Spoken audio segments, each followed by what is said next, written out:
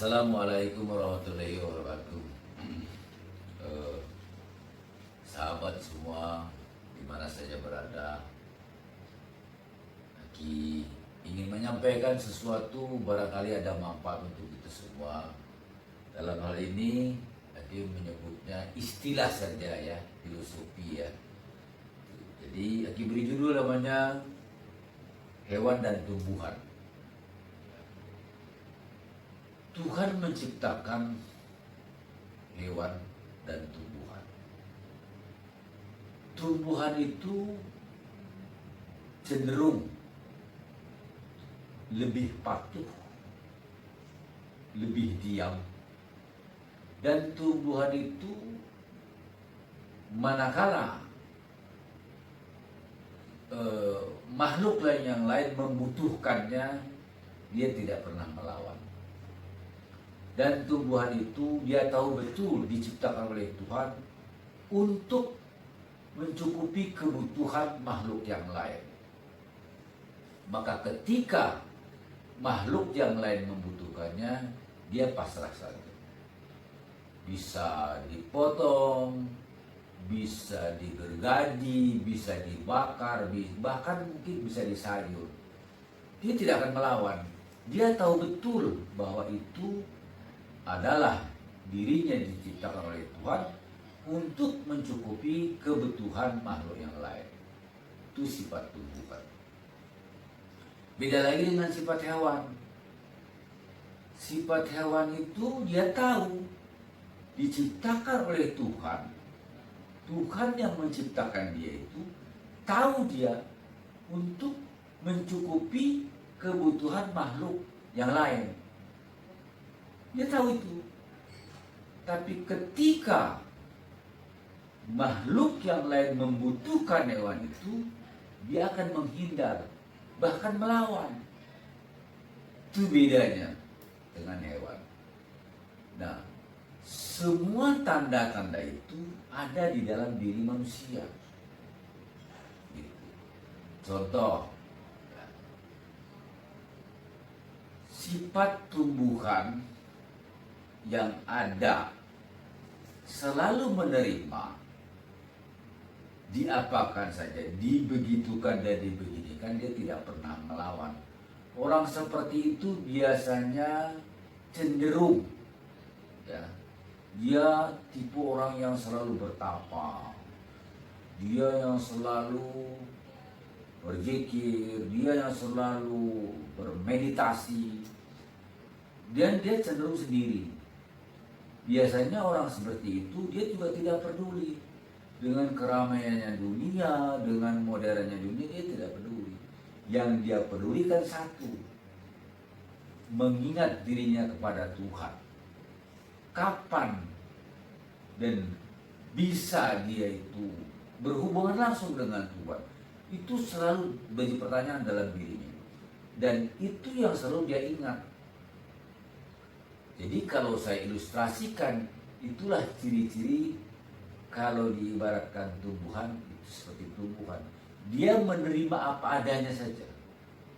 Dia tidak terpancing oleh hiruk pikuknya dunia, tidak terpancing oleh modernnya dunia, tidak terpancing dia. Dia hanya dipikirkan satu, mengingat Tuhan dan mengingat Tuhan, mengingat Tuhan dan mengingat Tuhan. Kapan dan bagaimana saya bicara dengan Tuhan, itu dipikirkan. Itu biasanya begitu.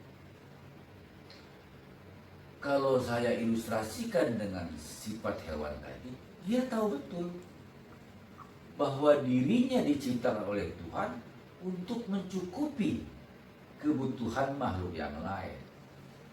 Tapi ketika dia akan dibutuhkan oleh makhluk yang lain, dia akan menghindar, bahkan melawan.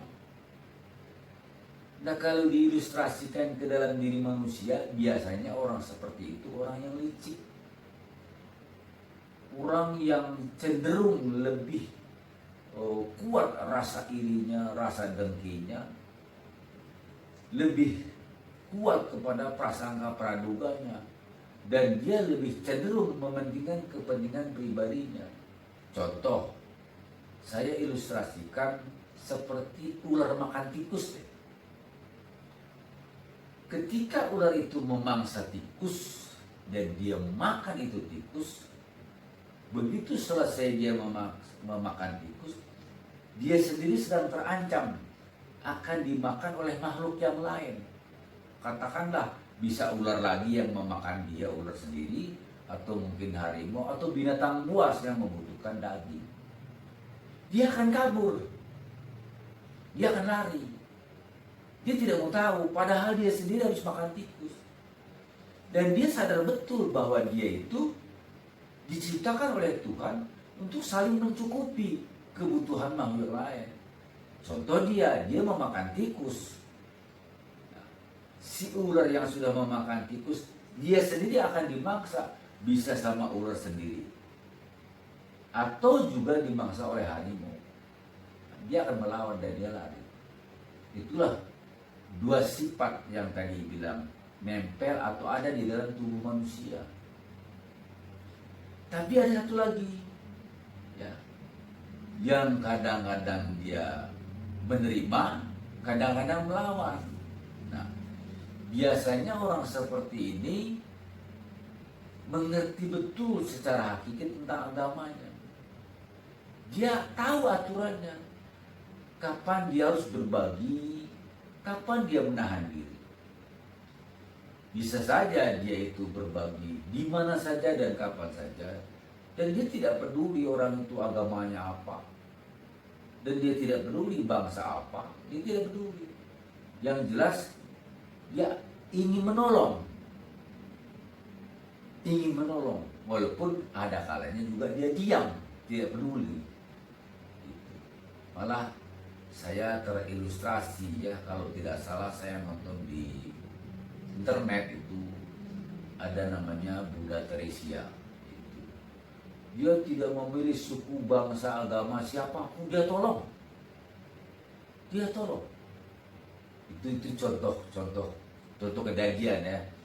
Itu yang saya lihat di internet. Salah benar saya nggak tahu. Tapi kurang lebih saya pernah melihat itu. Ya. Orang yang mengerti tentang hakiki agama di hadapan Tuhan, yang dia ada saatnya untuk berbagi, ada saatnya untuk menolong, juga ada saatnya untuk diam. Diam itu bukan berarti dia jahat. Bisa saja mungkin pada saat itu posisinya dia sedang, katakanlah masalah ekonomi sedang tidak ada, atau mungkin dia sedang tidak mood, atau mungkin juga banyak kemungkinan yang lain termasuk kesehatan. Jadi hal-hal yang ini saya ceritakan supaya dijadikan sebuah renungan maksudnya. Kita ini golongan yang mana? Apakah ini golongan kita yang selalu pasrah saja, tidak peduli kepada segala hal yang lain termasuk dina hiruk pikuknya? Apakah kita ini juga tidak peduli dalam bentuk kepentingan pribadinya saja? Atau kita ini golongan orang yang kadang-kadang peduli, kadang-kadang tidak? Artinya ada saatnya kita harus berbuat menolong orang, ada saatnya kita diam. Maksudnya begitu.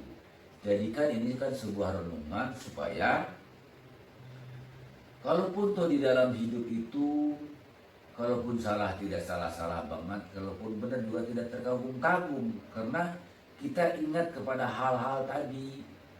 Mungkin saja orang itu tersinggung karena tidak tertolong, mungkin saja itu semua mungkin. Padahal mungkin kita ini juga sedang tidak mood atau sedang kurang bagaimana lah. Itu bisa diartikan pribadinya masing-masing. Yang jelas tujuan Aki sebagai seorang yang menyampaikan, menghimbau, mengajak saudara-saudara semuanya, mari kita renungkan antara hewan dan tumbuhan yang keduanya nempel di tubuh kita sebagai manusia. Tinggal kita ini golongan yang mana?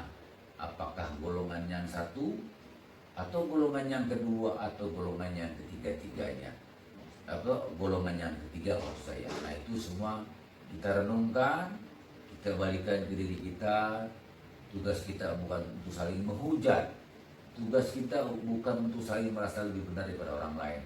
Tugas kita adalah mengoreksi diri kita. Itu aja. Lebih kurangnya mohon maaf. Assalamualaikum warahmatullahi wabarakatuh. Salam sejahtera buat saudara-saudaraku di mana saja berada. Amin. Terima kasih.